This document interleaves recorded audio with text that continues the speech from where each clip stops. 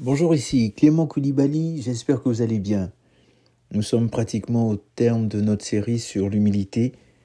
Encore une fois, merci de partager ces moments avec moi. Que le Seigneur vous bénisse, vous, votre famille, vos projets. Merci et que le Seigneur continue à nous transformer à son image, à sa ressemblance et que nous soyons de plus en plus humbles, de plus en plus doux, car il est doux et humble de cœur.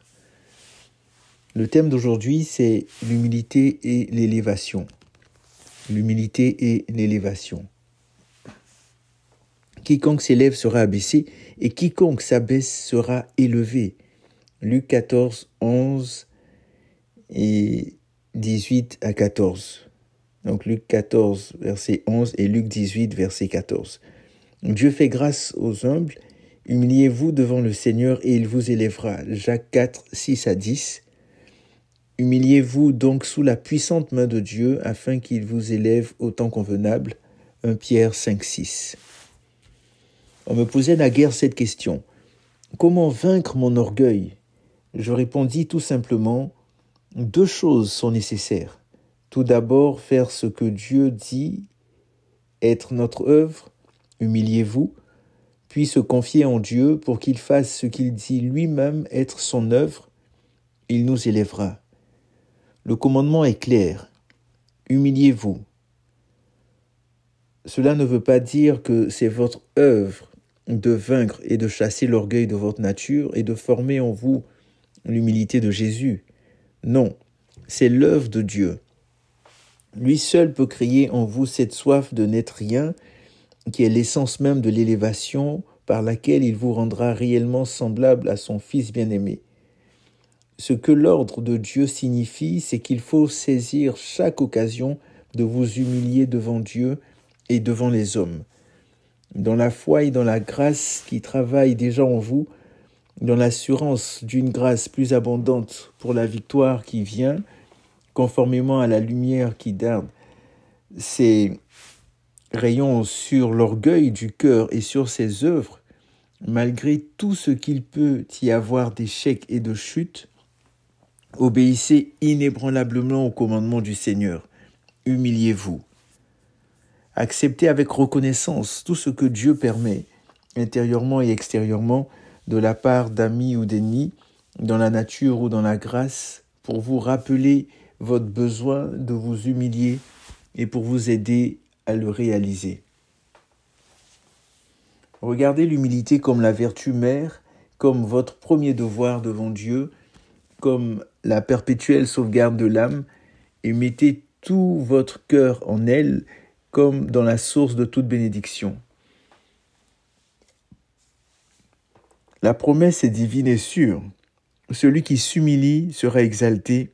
Veillez à faire la seule chose que Dieu demande, humiliez-vous. Dieu sera fidèle pour faire ce qu'il a promis. Il vous augmentera sa grâce, il vous élèvera au temps convenable. Dans toute sa façon d'agir envers nous, Dieu emploie 2 moyens, ou plutôt, il nous fait passer par 2 classes. Il y a un temps de préparation, quand nous luttons pour obéir aux commandements et pour voir se réaliser les promesses. Nos expériences sont alors un mélange d'efforts et d'impuissance, d'échecs et de succès partiels qui éveillent en nous le besoin toujours plus grand d'une vie de victoire. Ensuite vient le temps de l'accomplissement, quand la foi entre en possession des grâces qu'elle a si longtemps cherché à obtenir. L'attente d'abord, l'accomplissement ensuite. Nous voyons invariablement cette loi à l'œuvre dans la vie chrétienne prise dans son ensemble, comme aussi dans la recherche de chaque vertu envisagée séparément. Cette loi est nécessaire, elle est fondée sur la nature même des choses. Dans tout ce qui concerne notre rédemption, Dieu doit nécessairement prendre l'initiative. Ensuite, il faut que l'homme agisse. En s'efforçant d'être égal à Dieu, il apprend à connaître son impuissance, à désespérer de lui-même, à mourir à tout ce qui est charnel, et ainsi il se place volontairement et intelligemment dans les conditions voulues pour recevoir de Dieu cette plénitude de grâce qu'il ne pouvait recevoir tant qu'il n'avait pas appris à désespérer de lui-même. C'est ainsi que Dieu, qui avait été le commencement avant que l'homme le connût convenablement ou comprit pleinement quel était son but, se trouve être maintenant désiré avec ardeur comme celui qui doit être tout en tous. Il en est ainsi dans la poursuite de l'humilité. À chaque chrétien, l'ordre de s'humilier se fait entendre du trône même de Dieu. Si nous nous efforçons sérieusement d'écouter et d'obéir, nous serons récompensés. Oui, récompensés par une double et pénible découverte. Nous découvrirons d'abord quelle profondeur d'orgueil il y a en nous et combien nous avons peu le désir de nous compter et d'être comptés comme n'étant rien pour nous soumettre absolument à Dieu. Ce sera une découverte très douloureuse, car nous sommes loin de soupçonner tout ce que nos cœurs renferment d'orgueil. La seconde découverte que nous ferons est celle de l'impuissance de tous nos efforts et de toutes nos prières à obtenir le secours de Dieu qui détruira le monstre hideux. Heureux l'homme qui apprend alors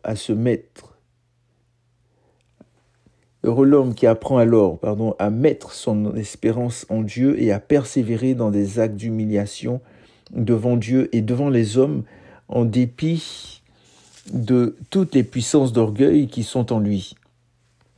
Nous savons que la loi de la nature humaine, c'est que les actions produisent des habitudes, les habitudes engendrent les dispositions créent la volonté, et la volonté convenablement formée donne à l'individu son caractère. Il n'en est pas autrement dans l'œuvre de la grâce. Comme les actes répétés avec persévérance engendrent des habitudes et des dispositions et que celles-ci fortifient la volonté, ainsi la foi ferme du croyant permet à celui qui produit en nous le vouloir et le faire de manifester en nous sa force toute puissante. L'humiliation du cœur orgueilleux avec laquelle le saint pénitent s'est si souvent jeté aux pieds de Dieu est récompensée par le don d'un cœur humble dans lequel l'Esprit de Jésus est vainqueur. Désormais, le Christ doux et humble de cœur habite en nous pour toujours. Humiliez-vous devant le Seigneur et il vous élèvera. En quoi l'élévation consiste-t-elle ? La plus haute gloire de la créature est d'être uniquement un vase pour recevoir, posséder et manifester la gloire de Dieu. Elle ne peut réaliser cela que pour autant qu'elle est fermement décidée à n'être rien en elle-même afin que Dieu soit tout. L'eau remplit toujours les lieux les plus bas.